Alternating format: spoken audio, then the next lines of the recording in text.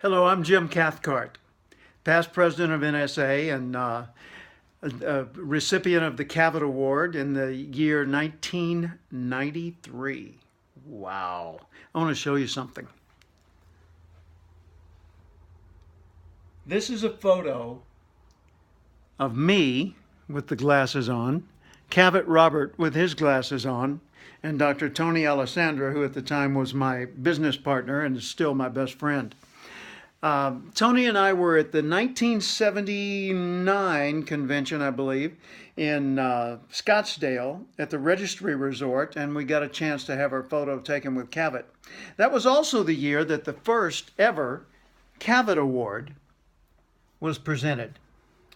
This statue had been developed by a man, or created by a man named Jasper D'Ambrosi.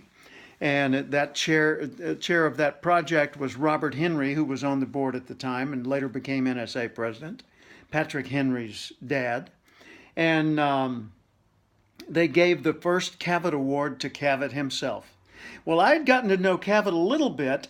I'd been to this 1974 conference and met Bill Gove. He told me about the National Speakers Association.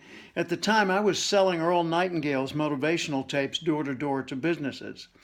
And his recordings were on audio cassettes at the time because that was the technology of the day.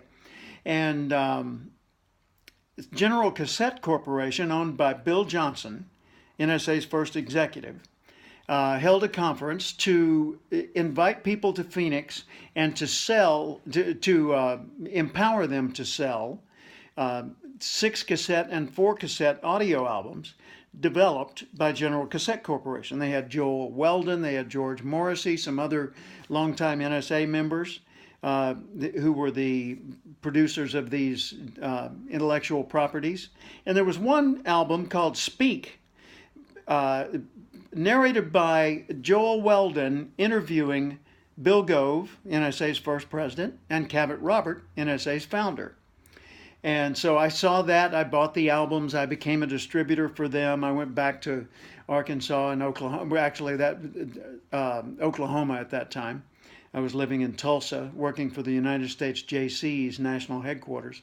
And I was at a banquet one evening when I was on the headquarters staff of the JC's, and our speaker was Cavett Robert.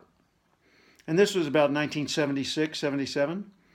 And I delivered the invocation that night, and I was sitting at the head table next to Cavett. And after his speech, he was talking with me, and he said, "You ought to become a professional speaker." Well, he was speaking about 200 days a year. That's 400 trips if you're counting. And that's a whole lot of days on the road. Well, anyway, I thought, I'd love to do that. But boy, I don't want the lifestyle he's got. Just city to city to city to city, speech after speech. But sure enough, a couple of years later, I had the chance to go into speaking full time, and I did it.